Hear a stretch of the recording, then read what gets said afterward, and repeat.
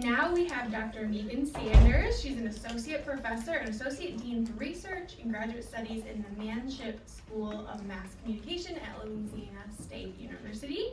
Dr. Sanders' work focuses on psychological effects of mass media as they pertain to psychological and subjective well-being.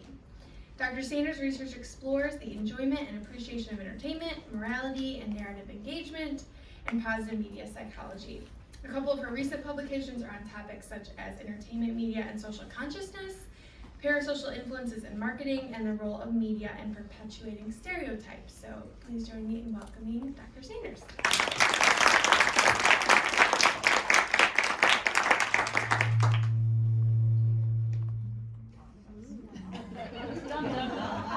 Start off with a bang. So thank you so much for that introduction, as well as for the invitation. I'm very flattered to be included in this year's panel. I know that the focus is on excellence in research, and so I'm not sure about the excellence part, but hopefully I will say something that is at least intriguing. Today, I'm going to share with you a couple of different projects. All of them are works in progress, and so I welcome questions, I welcome feedback, I welcome suggestions at the end of the talk or throughout the talk, if something is very pressing for you. And so, when I was asked to come up with a title and a summary, I really struggled with, what's going to be an interesting title? What's going to look good on the flyer? But also, what's going to really kind of encapsulate the body of work that I've been focused on since around 2018, prior to the pandemic. And so it really boiled down to me to just kind of summarizing it as the power and promise of media. We can talk about the vast body of media research that is focused on kind of the negative side of things, but there's also a vast body of work that talks about the positive psychology, the positive side of media. And so the work that I'm going to share with you today kind of brings both of those together, kind of sits in the middle, because it's talking about the promise of media, but it's talking about it in the context of social justice and social consciousness and social equity. Obviously negative, a lot of negatives associated with those areas, but the power of media, especially particularly entertainment media, to maybe move us in a different direction and address some of many of the areas that we're talking about in connection to societies at large. So what do we get from our media selections? This is not anything new. Anyone who's taken an intro to comm class has probably seen a slide similar to this at some point in time. So we get a lot from our media selections. We get some sense of fulfillment. We make our selections based on what needs we have in the moment. We may make our selections based on what moods we're in, or in an attempt to manage the emotions that we're experiencing, or to cope with certain situations that we're in the midst of dealing with.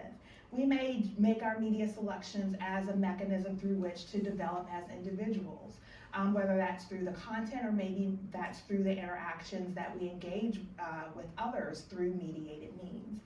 We may also make our selections as a mechanism to connect with other people. Very often, especially when it comes to entertainment, we may make our choices based on fulfilling some sense of social capital, right? How many of you watched House of the Dragon because you saw it, people talking about it on, me too. You saw people talking about it on Instagram and Twitter and The Last of Us.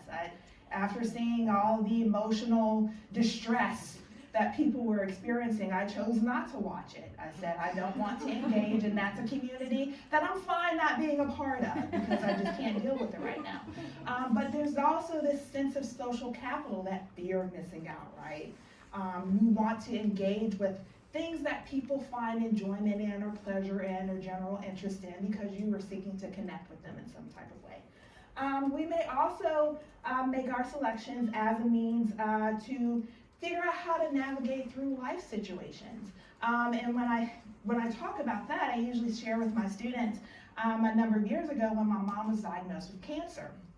2 days later, a major character on a show that I particularly liked, was also diagnosed with cancer 2 days later. And so that entire season was about not just her journey through treatment, but her family's journey through treatment. And so I learned how, as a family member, partially through watching that season, how to support my mother, how to support my father, how to support my siblings, how to support my nephew, who was dealing with, really for the first time, the mortality of his grandparents, right? So there are many, many mechanisms through which we may engage with media, and many reasons that we may make certain selections. But where much of my work on entertainment media kind of enters into this conversation is through understanding the psychological mechanisms that are at play and the experiences that we ultimately have with them. And so jumping into kind of the crux of it all, in the entertainment theory body of work, we've typically seen two main areas of entertainment experiences two categories being talked about. So there are those hedonic experiences, mediated experiences that we tend to think of most often when we think of entertainment. Those are the ones that are fun. Those are the ones that are joyful and pleasurable. Even if you're a horror fan, those can be fun for you. The scare and the thrill ultimately translates into fun and joy. So there's that hedonic area, very often associated with some type of positive emotional affective response. But then there are these other experiences that are entertaining in their own way, but we may not necessarily describe them as being fun. We may not describe them as being joyful. Maybe they induce a lot of negative or sad affect. Maybe they are particularly poignant or moving. And so those experiences, the scholarship has generalized as being meaningful experiences. There's some intrinsic value to having those types of entertainment experiences because they may elicit some type of personal growth, some self-growth or self-development, and they're very often associated with mixed affective responses. So there may be times when you're happy, and maybe that happiness comes from self-reflection of the narrative. It may not occur during exposure, it may occur after the fact once you've had a chance to reflect on it. Sometimes it's associated with very strong negative emotional responses like sadness. And then there are some, it's also associated with very complex emotional responses like elevation or awe or inspiration.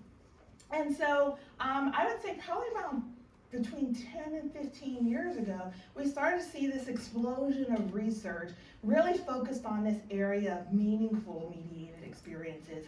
And I would argue originating with trying to get a better understanding at its core of why do people enjoy sad entertainment experiences, because it sounds counterintuitive. It's kind of an oxymoron. And so that's really where this body of work kind of originated. So within these meaningful experiences, the literature has kind of diverged in studying eudaimonic experiences and transcendent ones.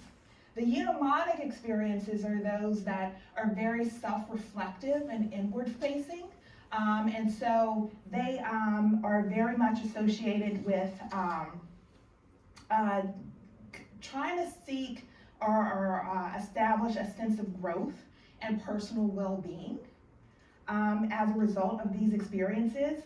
Again, elicitation of positive as well as negative affect in response to them. There's a lot of heightened cognitive effort that's expended when experiencing eudaimonic entertainment and eudaimonic-oriented media. And then there are those transcendent experiences that tend to be more outward focused or broader focused in terms of the reflections that we have. The reflections may be more focused on what is our sense of self in connection to other people? How are we connected to the broader universe? What is our role? What is our purpose as it applies to impacting the lives of others? And so transcendence is characterized by more positive affect and reverence related emotions such as awe and a motivation to be a better person.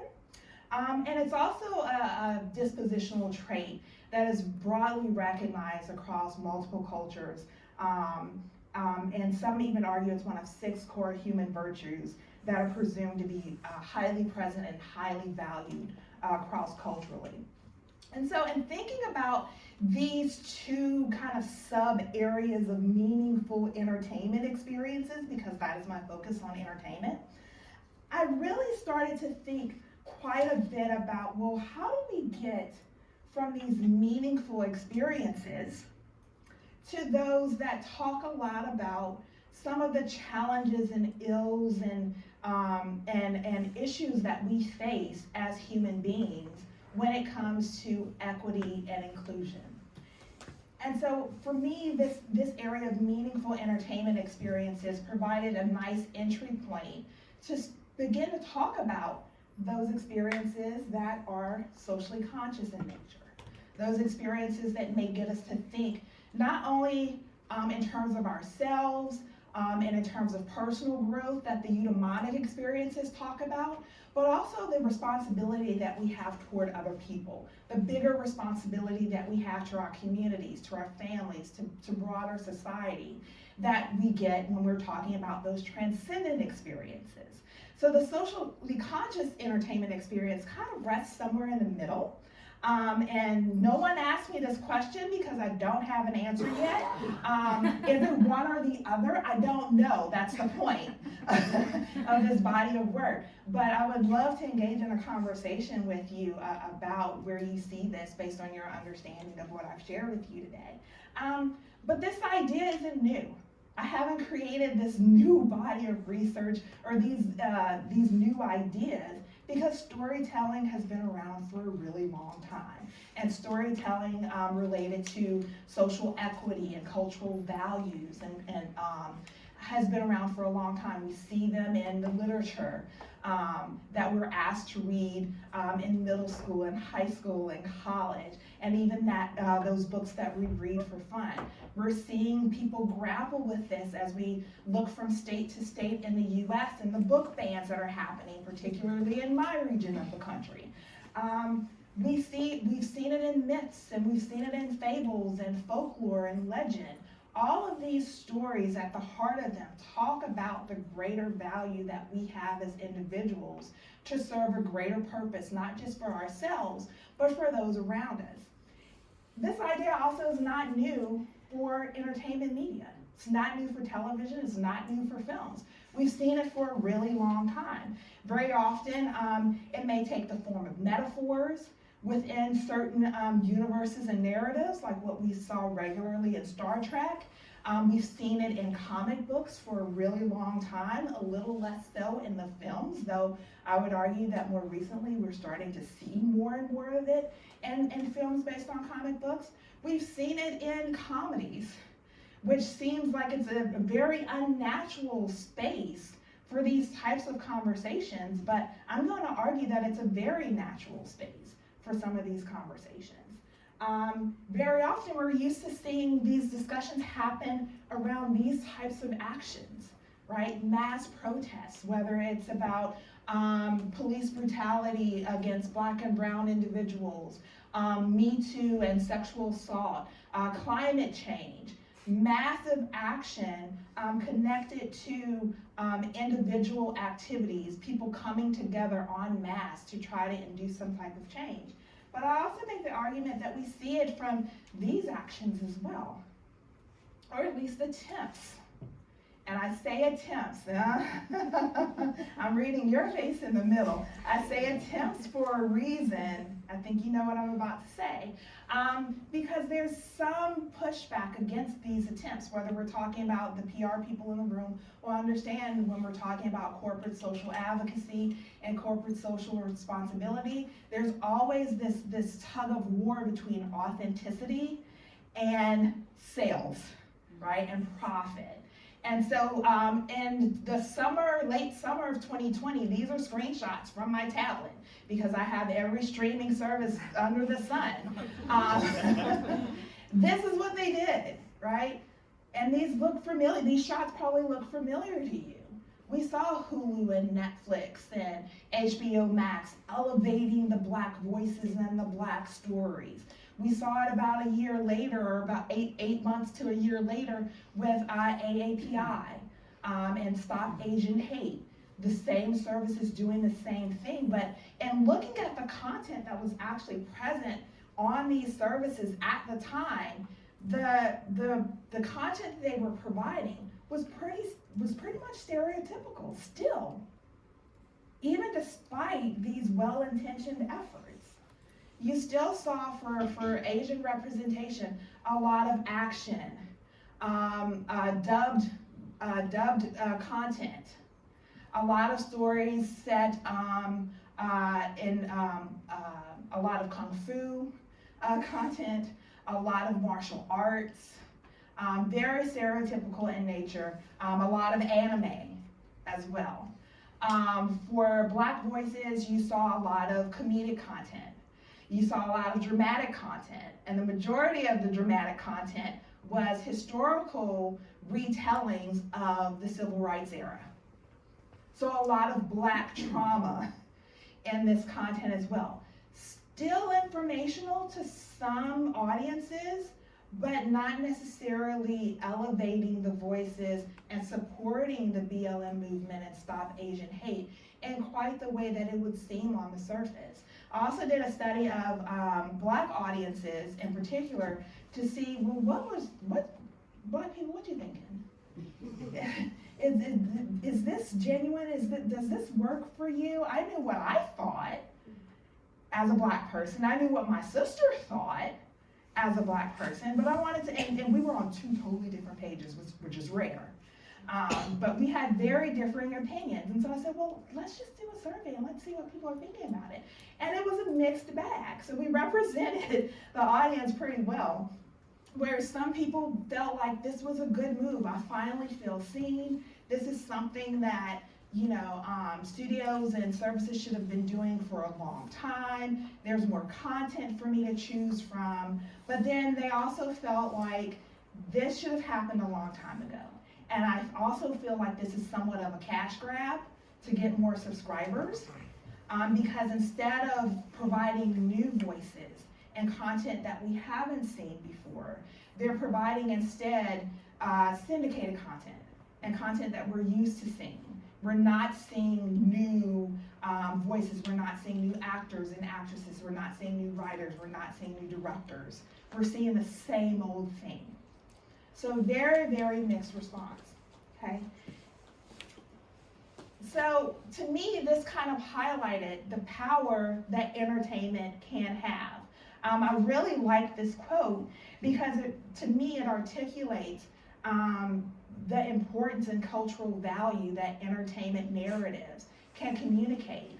But also entertainment narratives are very well adept at critiquing existing cultural values in ways that other media forms and other media content may struggle with, or that audiences may be much more resistant to because of their form and because of their value.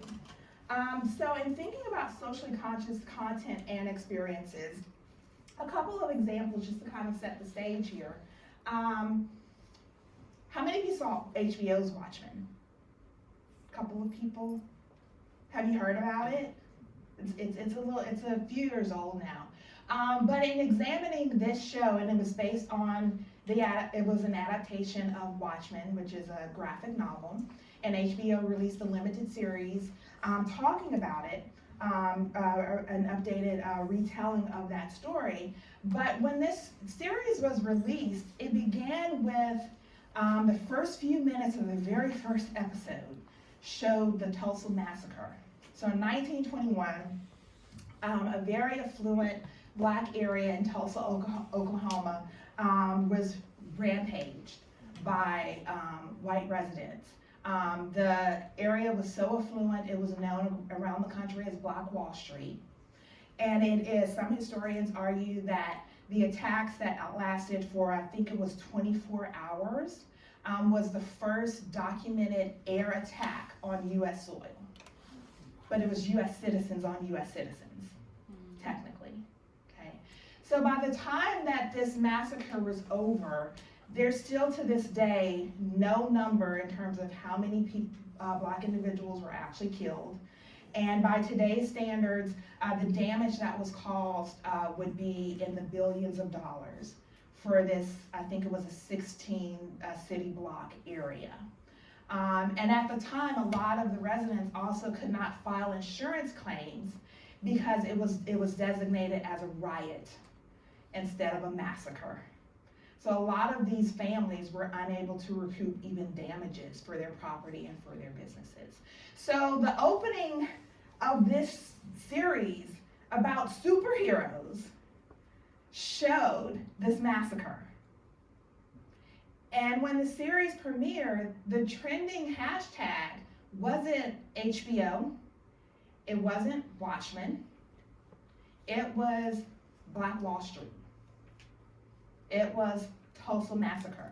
And most of the tweets about that original episode were from people saying, I did not learn about this in school.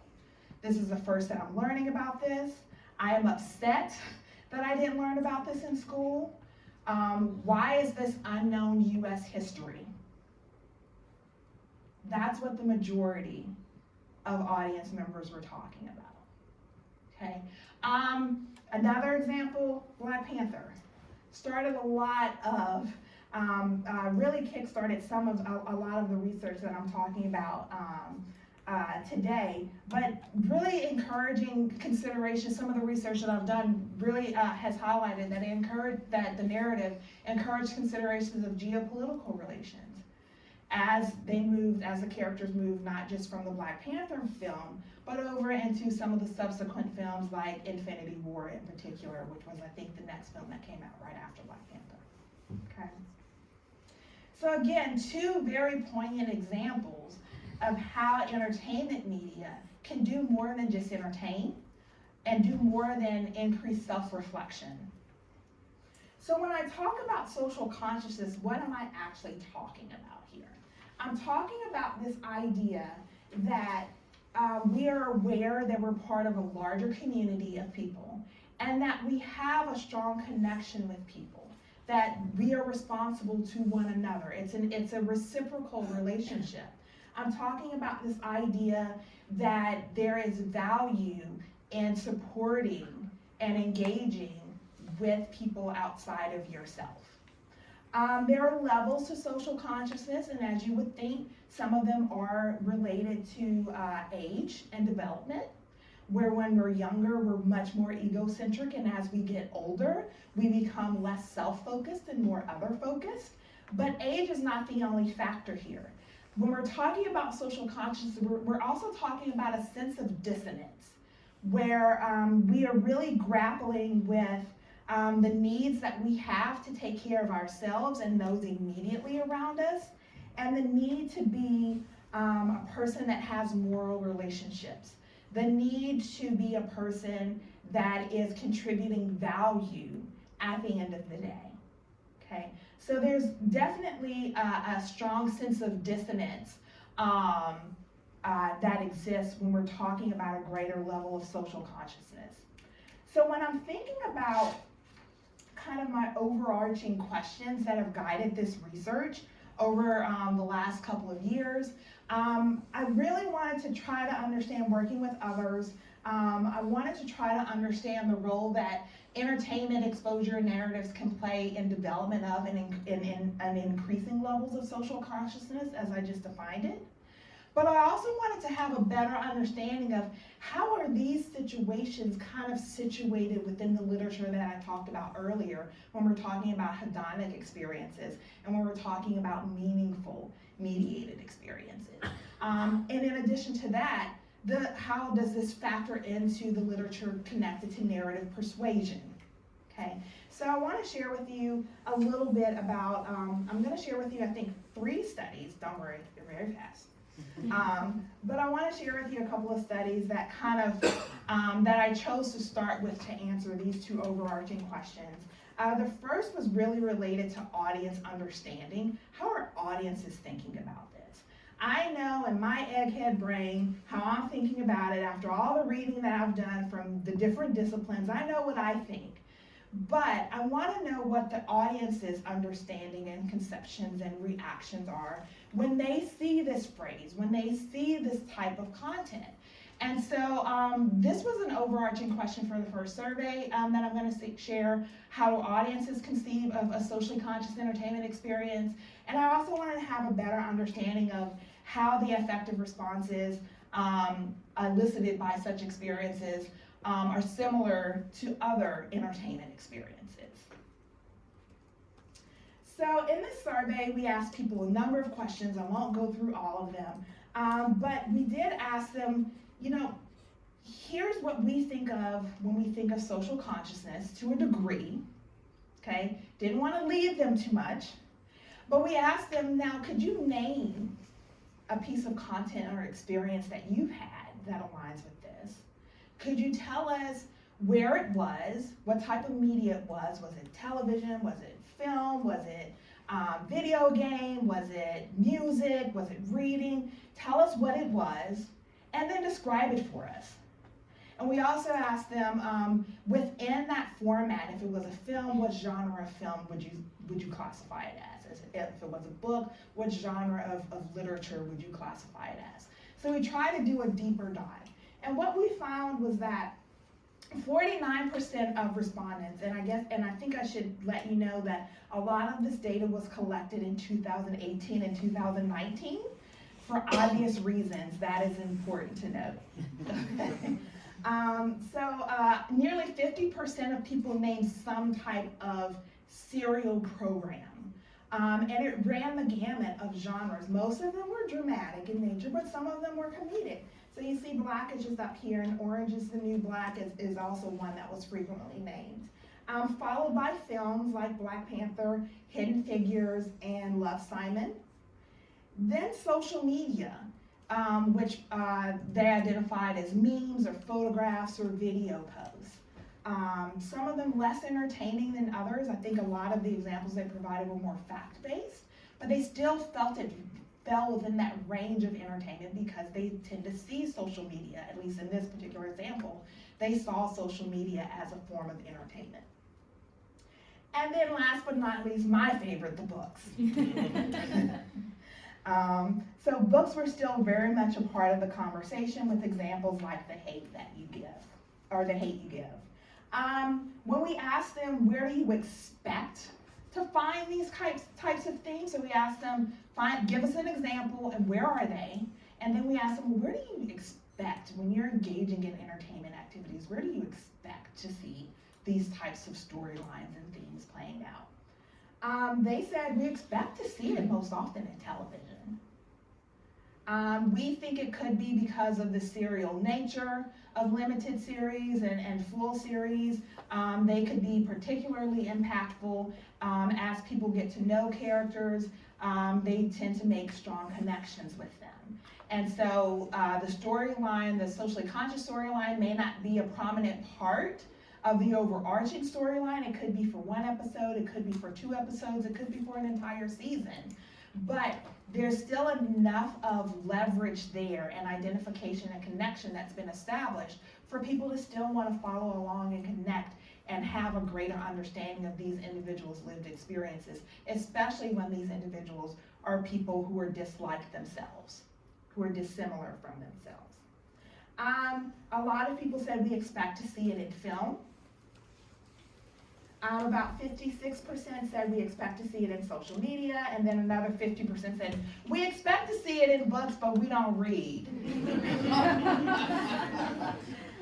That is my interpretation of it. So again, a lot of expectation, which is good for our basic premise, which is that it's there. So almost proof of concept here from this one set of results.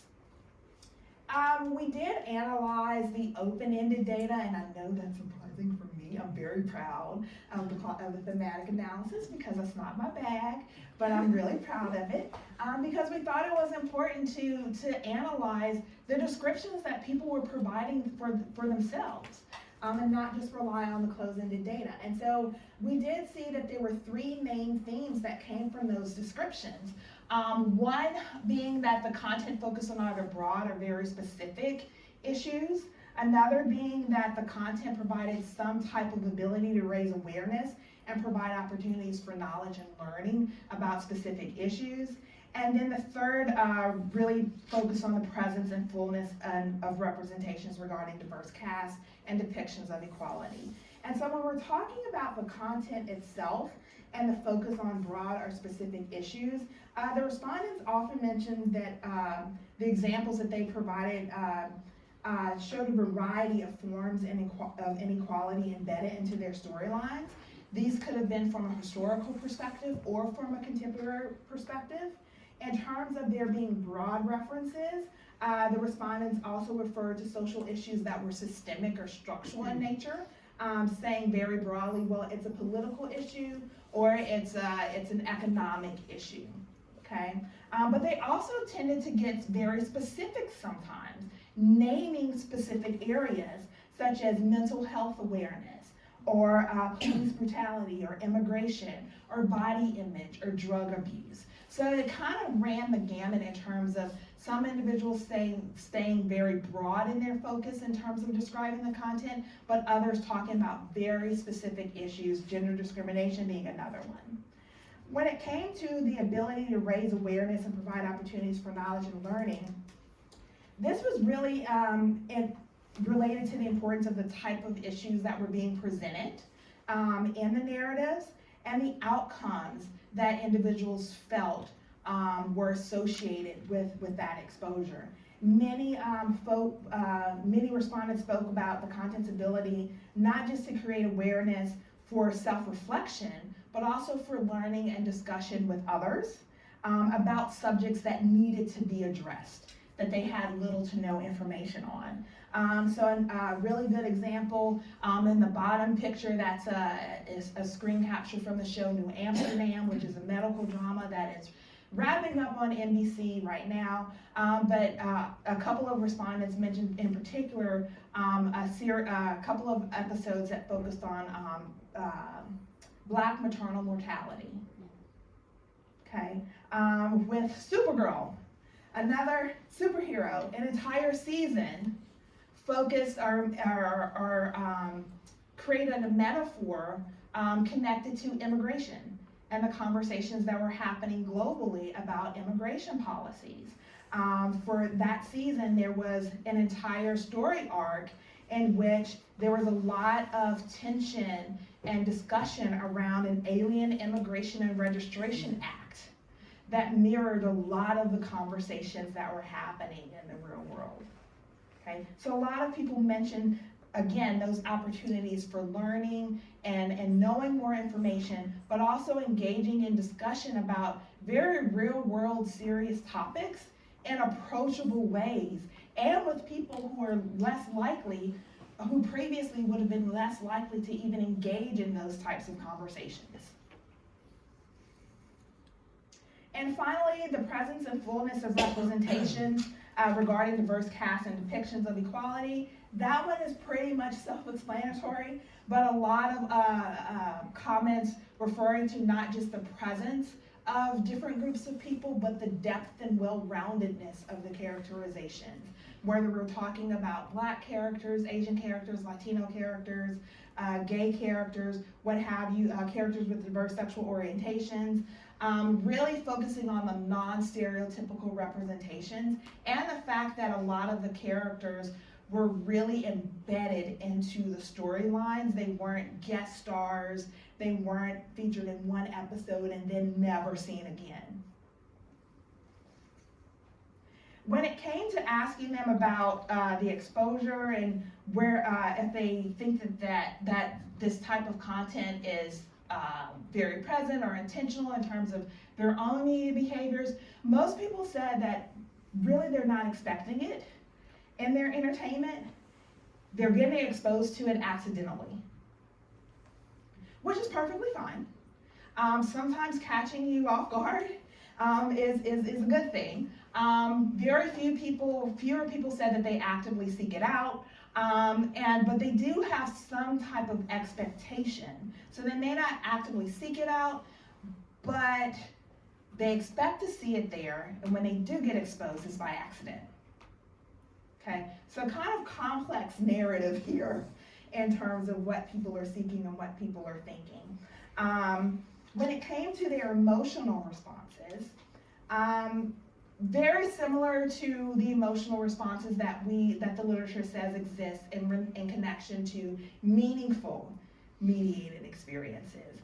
Pretty high levels of positive affect, some moderate levels of negative affect, high levels of inspiration, high levels of reverence, definitely being experienced there. When I talk about reverence, I'm talking about feelings of introspection and humility and contemplativeness. That's what I'm referring to when I say reverence.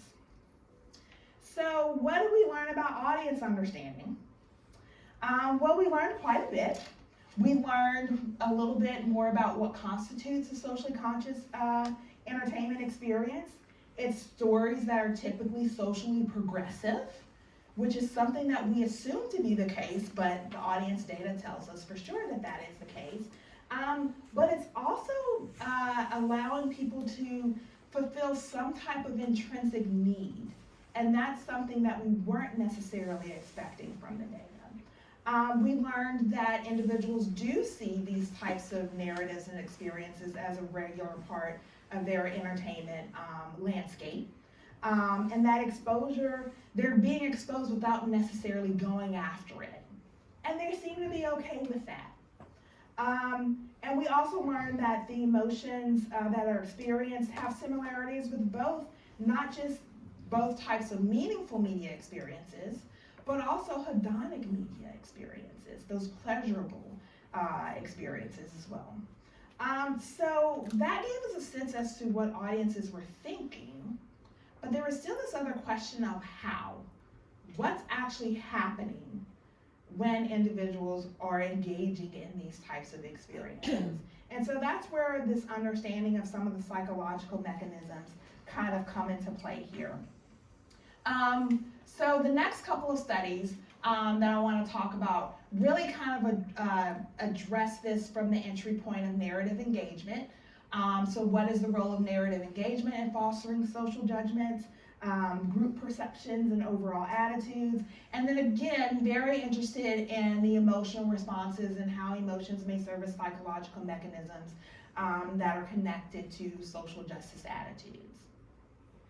So just a quick primer on narrative engagement. I'm talking about this idea that we are psychologically removed from our real world to a degree and embedding ourselves into the narrative world. And we can think of many examples from our own media experiences in which we have engaged in such a process. Anytime you go to a theater, they are trying to induce narrative engagement. What happens when you go to a theater? The lights come down, right? The volume goes up.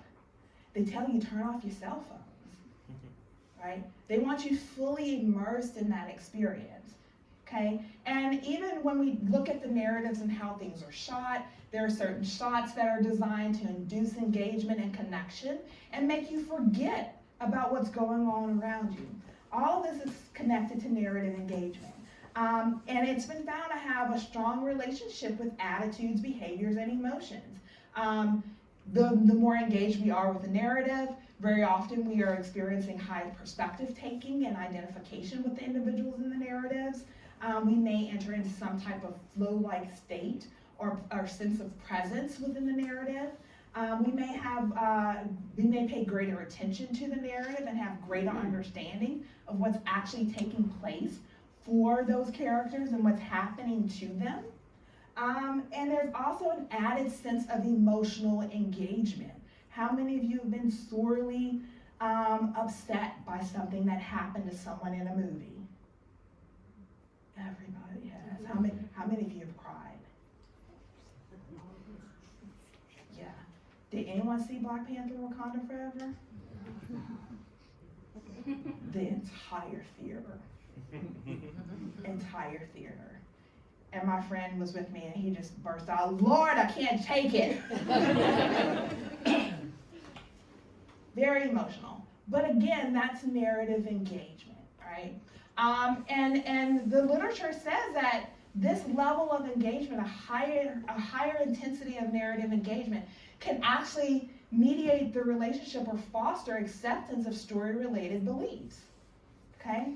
And so this has been found to exist in relationship to health-related attitudes, but also public policy preferences. So the more engaged we are with a piece of narrative content, or the more engagement we have with the narrative, if that narrative is presenting certain ideas or certain beliefs, we may actually bring our own beliefs and ideas in alignment with what's being presented, because we're that invested in the narrative. We're that invested with the individuals within that story. And again, we saw this happening with the original Black Panther film. So you're getting a snapshot of some of the data that I have from 2018. Because that film, no one expected a Marvel movie to cover so many different serious things. We knew that comic books were doing it, but up to that point, superhero movies hadn't really done it in this way, right? So you had people strongly engaging with this particular narrative across cultures, globally, talking about all of these things. And I have all this data. Okay. So in one particular study, we really wanted to better understand the role that narrative engagement was playing with a piece of that. And so we looked at the connection between narrative engagement, but we also, and attitudes about African American vitality, which is a sense of power and sense of empowerment that African Americans may feel. But we also recognize that some of these connections may depend on the ethnicity or race of the audience member that we're talking about. So we kind of used a third person perspective to address or explore this aspect. So we looked at perceived influence on African Americans, perceived influence on white audience members, and then connected that to overall perceived vitality of African Americans. And we found that there was and we looked at the direct relationship between narrative engagement and vitality as well. And we found that there was a positive relationship between narrative engagement and the perceived influence that audiences thought the narrative had on both groups of audiences. But when it came to perceived influence on African Americans and the connection to vitality, we didn't find anything. We did find a positive connection between perceived influence on whites, perceived influence of the narrative on whites, and perceived vitality of African Americans. And marginal in terms of direct relationship to narrative, between narrative engagement and vitality. We did find that there was an indirect effect between narrative engagement and perceived vitality through the influence of the narrative on white audience members. Okay? Kind of interesting. That wasn't the interesting part though. You want to know the interesting part? Okay. I like the audience engagement. It depended on which group of audience members we were talking about at the time. Okay? So I didn't do a big complicated figure. I summarized it for you, okay? So in thinking about the connection between narrative engagement, in this case it was transportation, and perceived vitality, there was a positive relationship for white audience members. Okay? But no relationship between engagement and vitality when it was a black audience member or a non-black or non-white audience member. So any audience member that identified as a person of color, this relationship didn't exist. It only existed for an audience member who identified as white. When it came to the influence of the narrative on white audiences and that connection to vitality, we found that there was a positive relationship for black audience members, a negative relationship for white audience members, and no relationship if the audience member didn't identify as either one of them. Okay? But when we talked about the influence of the narrative on black audience members and the connection to vitality, it was the opposite. We found a relationship for white audience members, whereas previously we saw a relationship for black audience members, and it was positive. And then a negative relationship for black audience members. Okay, so this is why I said that this was the interesting part. And so what we think is happening is that everyone thought the film was great, and it did certain great things. But when we talk about how we think the film influenced the perceptions of white individuals of black individuals, white individuals actually thought the film was much more impactful on black people and perceived vitality, importance, and empowerment, and growth, and ownership over one's own fate. But black audience members probably thought, yeah, it was great, but this is not the real world. It was great to see this black beauty and this black strength and this technological advancement, and to think in Afrofuturism, and to think about how things may have been different if colonization hadn't happened all over the world, right? But at the end of the day, I don't feel like I have more power within my community and for my community. Again, interesting, to me at least. But what this also highlighted for us is that conversation we had at the beginning about hedonic experiences and meaningful experiences, there's a lot that can happen in hedonic experiences. Or at least with content that is designed to be hedonic in nature, that's designed to be fun. It can also turn very serious. A great example of this, at least in my estimation right now, is the ABC comedy Abbott Elementary. Please tell me you watch this. Everyone has an assignment tonight to go home and watch on either HBO Max or Hulu episode 1. But it's a 30-minute comedy. And it's very similar to, I think the best connection I can make is with The Office. So the setup is similar. It's kind of like people talking directly to the camera, but it's set at a public school in Philadelphia. And it's one of the funniest things that I've seen in a long time. I don't know if it's because it's just funny or if it's because I'm a teacher's kid and I went to public school, so all of this is just resonating for me. But it's so funny. I even dressed up like one of them for Halloween. And the actor saw it and retweeted it and said I nailed it. Like, it was pretty cool. That's how much I love this show. Okay. But in this 30-minute comedy, they have talked about things like free school lunch. They've talked about challenges in helping students with dyslexia. And most recently, they've talked about the challenges that public schools face with resources and the conversion to charter schools. That happened as recently as last week, and there was a lot of social media pushback against the creator and star of the show about that storyline. Look it up, it's really interesting. So again, a lot of opportunity for hedonic content to do serious work when it comes to socially conscious conversations.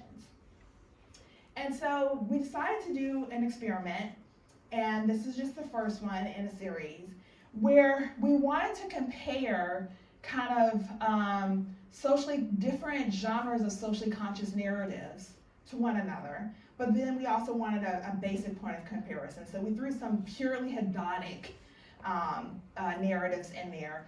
So Bad Moms we showed a clip that didn't really talk about anything outside of the moms just having a good time, okay? For the comedy, that was The Big Sick. The narrative talked a lot about interracial and intercultural relationships and family dynamics. For Blind Spotting, the focus of the narrative was on police brutality and police violence against Black men. And the secondary character is a white man who lives in a Black neighborhood and enjoys all of the privileges that come with being white living in a Black neighborhood. So a lot of dynamics within that narrative. And then we also included something animated because in conversations we're like, some of these these animated programs are doing some really serious things here. So Zootopia was one, and the students didn't want to use it. I didn't get it, but okay. But The Incredibles 2 is what we pilot tested and settled on because there were a lot of conversations within that film about gender roles and gender norms. And so that's what we presented to individuals. What's most relevant to the conversation for today is the connection between the emotional responses and social justice attitudes. And we found that there was a relationship, particularly when it came to negative affect and when it came to feelings of elevation, which is a moral emotion. And so we found that there was a negative relationship between negative affect and social justice attitudes for the hedonic drama, which was Creed. So that kind of makes sense, you know. But there was a positive relationship for the socially conscious drama, which was Blind Spotting, the film that I described earlier. So the more negative affect that people experience, the stronger their socially conscious, their social justice attitudes after viewing that clip. When it came to feelings of elevation and social justice attitudes, we found a positive relationship for the animated hedonic comedy, which was Big Hero 6. And if you're familiar with the narrative, it kind of makes sense that existed. But we also found, again, most important to the current conversation, positive relationships for both the socially conscious comedy and the socially conscious drama. So the more feelings of elevation they experienced, the stronger the social justice attitudes that they had after watching each of those clips. How this all connects, we did a little bit of a deeper dive, and again, this is just one study. We are doing more. For only those narratives that had socially conscious themes in them, we found that there was a direct relationship between feelings of narrative engagement, so we wanted to bring that back into the conversation a little bit. So we found there to be a direct relationship between, positive relationship between narrative engagement and social justice attitudes. Not so much with many of the emotions, except for positive affect and elevation. So the more they were engaged, the more positive affect they experienced, and also the more elevation they experienced. When it came to the direct relationships between the emotional experiences and social justice attitudes, we only found a connection with elevation. And remember, elevation is a moral emotion. So that made perfect sense when we started to think about why this might be. And again, there was one indirect effect between connecting narrative engagement and social justice attitudes, and it was through feelings of elevation. Again, that moral emotion. So what did we learn from this? That emotions can serve as outcomes, but they are also key influencing factors in attitudes likely associated with social consciousness. We also learned a little bit more about the role that narrative engagement with narratives may play, as well as the content that's related to factors that are strong influencers on how socially conscious themes are interpreted. And we also saw, again, some similarities with what the body of literature is telling us about meaningful experiences. There is some content that's more likely to elicit meaningful experiences than others, such as dramas and documentaries. They're more likely to elicit meaningful experiences, but it doesn't rule out that there are other forms of mediated content that can be meaningful for people as well. And so this data are telling us that content that is designed to be hedonic can also be meaningful and can also be very impactful in eliciting more awareness and social awareness in particular. So where do we go from here? Everywhere. I know that question is coming as well. Some of the things that we're talking about doing, in addition to attempting to replicate some of the information that I've shared with you today, especially since 2020, a lot has changed. An entire pandemic has happened and is still kind of ongoing.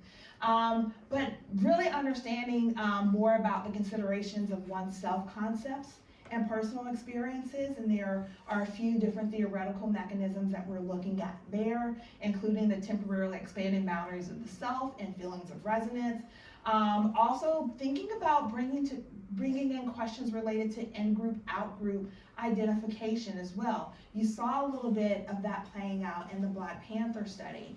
I'm particularly interested in understanding diverse audiences as well. A lot of the research in this area and in areas related to stereotyping tend to focus on the majority groups and the impressions and psychological mechanisms that lead to attitude change for majority group members without really doing a deeper dive into the understanding more individuals who identify as minoritized or marginal or with marginalized groups. So that's kind of where we're going. And with that, I'm going to say thank you and take a sip of water and open it up.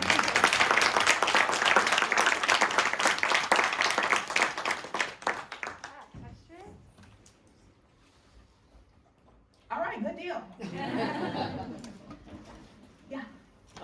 So I'm kind of curious because, like, the meaningful and hedonic media don't necessarily spark a lot of backlash, whereas something like a socially conscious media does. In many cases, like you mentioned Last of Us, after the third episode where the whole plot line of the episode was No, wait, are you about to spoil something for somebody? Oh, jeez. I mean, you haven't already watched it. Come on. Yeah, that's kind of where I'm at. Okay. It was weeks ago. All I was going to say is that it traverses a gay relationship in the storyline.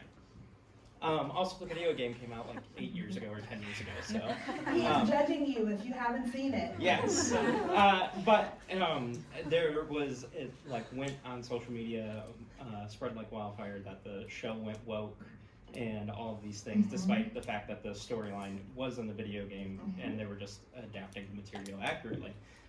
So I'm kind of wondering how that backlash plays a role in where you see socially conscious media fitting in between hedonic and meaningful media forms, and how that might affect how these media are enjoyed. I think that it definitely limits the scope of the impact and the duration of the impact that these types of experiences may have on individuals, especially if we're talking about attitude change, right? And so I think that when we're talking about meaningful, whether it's transcendent or eudaimonic, there may be a longer shelf life for the impact. It depends on the level of resistance that exists within the individual when, going into seeing a narrative like this. I haven't gotten to the point where I feel strong enough personally to go out and recruit participants who have very strong I'm going to say negative beliefs and see if we could try to change them. Right? I just don't think I have that in me as a human being right now. But I do think that is ultimately where this body of work could have an impact. I do think that very often when we're talking about entertainment narratives, they do provide this kind of entry point because, again, people aren't necessarily actively seeking it out. They're expecting it to some degree. And when it does happen, it's kind of hard to decide, well, I no longer like this person, or I'm going to discount their life experiences or their perspective because they went woke on me, right? You've invested some time, you've invested some connection with them. And so to some degree, it does allow some type of new perspective and vantage point. How long that lasts remains to be seen. I thought the Watchmen example it's so good for this too, because for being unexpected and really bringing people into it, whereas maybe if it was like something that was advertised and people knew about it going in, they wouldn't have tuned into it at all. But I know, like, my dad called me immediately after the episode aired, and he was like, "Did you know that this happened?" And like, was stunned, couldn't believe he had never heard about it in his life, and I feel like that unexpected attachment to it. Yeah, and there is another study. I didn't talk about it today. I didn't do it, but a colleague did. where creating that expectation that the narrative is going to include these types of things actually helps. There's a positive outcome. And maybe it's because people choose to engage with it anyway. Mm-hmm. So this kind of builds off the idea of having an impact based on the narrative. Do you think that there might be some utility in, when talking about sort of these meaningful, reflective experiences with socially conscious media, of trying to understand what the historical or time frame or tense of the socially conscious information is? So like you have with Watchmen, like with the Tulsa Massacre, or you have Lovecraft Country, which is, has a whole episode utilizing monsters that come out after sunset as a representation of towns with sunset laws. Sunset towns, yeah. And, that's more historical, and people can watch that and have a meaningful experience and say, it's messed up that happened, as opposed to watching something like Brooklyn Nine-Nine, where you see it's a very modern setting, and you have like Lieutenant Jeffers and Captain Holt experiencing discrimination because they're black, or in Captain Holt's case, because he's gay. And you can say, oh, that is messed up, as opposed to that was messed up, and which might have more impact, and if there's certain audiences that might respond better to certain framings of those messages. Yeah, I think that's a really good point and a really good question, because obviously based on the data, people are saying that it happens in both ways, in both contexts, historically as well as contemporary.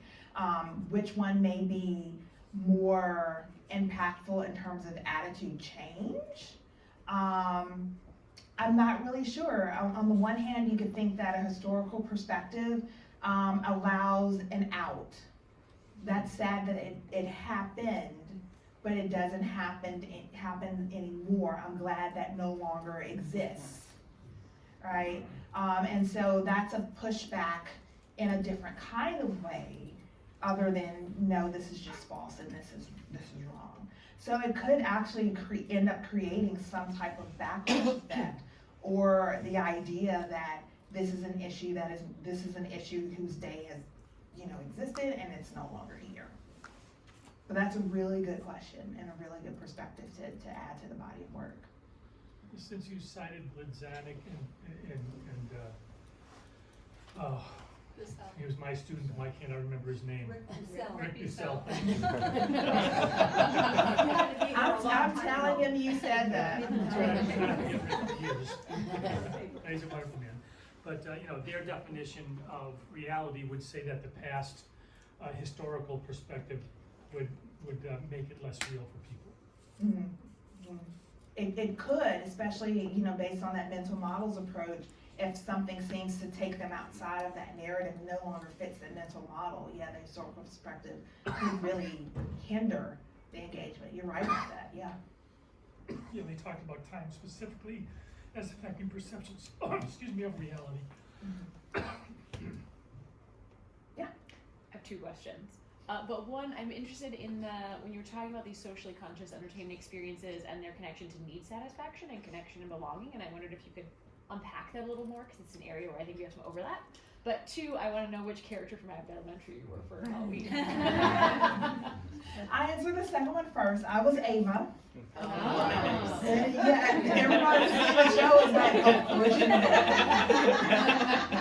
I was this principal who got the job by blackmailing the superintendent. That's how she got the job. She is not a great principal, and she takes school money and she spends it on her hair, and getting signs of herself put up around the school. And so I dressed up as her. There's this one episode where she has kind of a uniform that she mirrors that the students wear. It's an Abbott Step t-shirt and kind of leather looking leggings and black tennis shoes. I wore that with the gold chain. That's what she had, and I had my hair straight, and yeah. That's awesome. Perfect. Yeah, so that's who I was.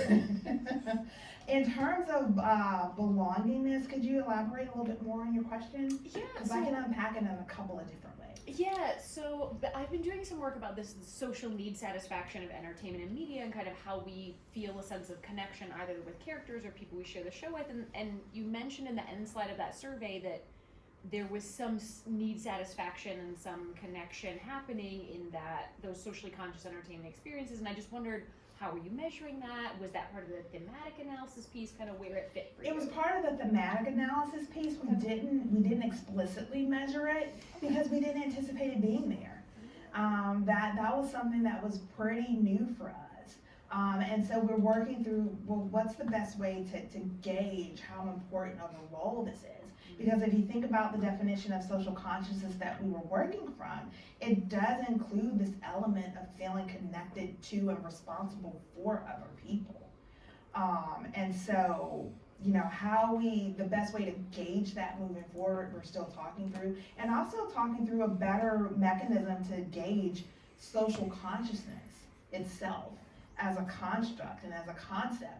Because most of the literature that exists out there only really focuses on social justice and social justice attitudes, and not necessarily this kind of cognitive broadening and sense of purpose in quite the way that we've been talking about it today. So we're looking at how can we better address both of those and situate it more so within existing literature, but also in what we found in some of these initial studies. Now, if we were to redo the study today, I don't know what we'd find. And maybe that's something that we need to take some time to do. Like, let's just fill the survey again and see what people are thinking in 2023. Because a lot has happened since then. So probably not the most satisfactory answer to your question, but it's the honest To be one. continued. Yes. So with regard to your study on the third person effect, I don't think I could repeat the finding very accurately that you described, but it's when you said for Black audiences, they were thinking this isn't very realistic, right? And that's why it had a different effect on them than, and they were reporting on the third person effect, like how this would affect white audiences or Black. I have a question after that, but first make sure I understand the finding. I can pull it back up. Because I know that was one that took a little bit of, Yeah, I okay. went through it a little quickly. So it was them reporting on other Black audiences. Right. Right, okay. Right. So here's my question. What do you hypothesize, or what do you think would happen if they had been reporting on other Black children? I think, and someone did a portion of that study. I'm blanking on the citation off the top of my head, but someone did examine the influence of the narrative on children. I'll find it for you. I think that As a direct effect, though, not as a third person effect, right? Or I think you would probably find there to be a positive relationship because there is some social distance between Black adults and Black children. And there may even be a little bit of hope involved in that sentiment as an adult looking at this. And a lot of adults said the same thing, just anecdotally. I wish I had had something like this when I was a kid. that's exactly why I asked, especially with Black Panther, but certainly even Blackish, but for that study it was Black Panther, right? And just looking at that and saying, I want my kids to see that this Right. brilliant scientist is a Black woman. Right, Well, and is a woman. Everybody's Is a woman, and she's the smartest person on the planet. on the planet, right? Mhm, Yeah. mhm. So I would have rated the effect to be bigger on my kids than necessarily on adults who are On living other in a adults. certain system. Mhm. Yeah, and that study specifically asked children, How it affected them. yeah, how it affected them. Can I ask a quick follow-up? And that is a similar question, not so much with regard to the children, but with regard to this effect. And when you said, you kind of explaining why Black participants had this negative effect, you said, well, because it's not the real world. That would kind of suggest to me that's why there'd be no effect. But it seems to me they're seeing the opposite happen. Is it perhaps maybe a, look what could have been, look what was taken from us? sort of kind of- Yeah, it's, I think it's a little bit of both. Okay. I think it's a little bit of both. Now, do I have the data to support that? Yeah. I might have it somewhere in the open-ended in the big, huge data set that I haven't gone through yet. I think it actually probably is in there. So just so you know, this is a bigger book project. Sure. That started in 2018, then life and COVID happened, and then the second movie happened. So I said, okay, I'm gonna sit and wait. And I did a series of follow-up surveys after the second movie was released. And this is part of a bigger book project. Allison, and then I'll make my way back. I think Ron, and then Yeah, it's about the study, so that's why this is perfect that this is up. I was wondering, so you had other dependent variables too, right? Did you see some of the same effects on it, or was it just that perception of vitality? it was just the perception of vitality in this particular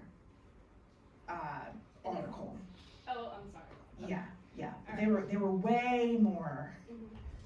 variables that we collected data on. Because I wonder if you looked at any of the perceptions of the cast, because I think you might have actually reviewed this paper, but we had a paper about Black audiences, white audiences, and Asian audiences, looking at the norms, right, the internal and external norms of casts that either featured predominantly Black, white, or Asian American casts, right? So, and we found that there were different normative perceptions based on the racial makeup of the cast, right? About how much I would want to go see it, what I thought the effects would be, how much I would enjoy it.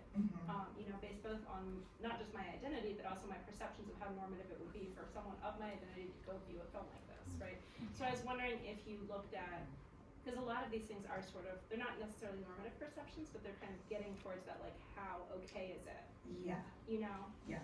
So I was curious if you had any of that sort of normative or identity work built into some of the other things that you'd asked. Not in quite that way, no, and I wish we had talked 2 years ago. Yeah. Because that would have been talk great. That would have been a great addition to the series of surveys that went out in November. I tell you what, because we had really similar findings in terms of like the different mediation paths for different racial groups evaluating the same content, right? But it was based on, we found it was based on some of these like identity perceptions, right? Related to normative. Right, related to norms involving like, is it okay to go watch this movie? Would other people say, great job if I went and watched this movie, that kind of thing. And is it meant for me? Is it meant What for was me? the Is it meant for me? later studies? Yeah. Yeah. Yeah. That's interesting. Thanks, I thought so. I love it though, I mean, it's really similar, like really parallel findings, so it's super cool. Yeah. We'll talk later. Okay. Okay, cool. Ron. You can skip me. Okay. Yes. So I really like this one too. Vitality. Before I ask my actual question, what exactly were you measuring with vitality on this one? So we asked questions like how much economic empowerment do you feel African Americans have? How much political power? How much power do you feel they have to make decisions on behalf of their own community? Questions like that. Okay. So it was really about experiencing power, but also being empowered. Fair. So I'm very curious about that first one, about this idea of engagement and like transportation into the story and boosting perceptions of vitality.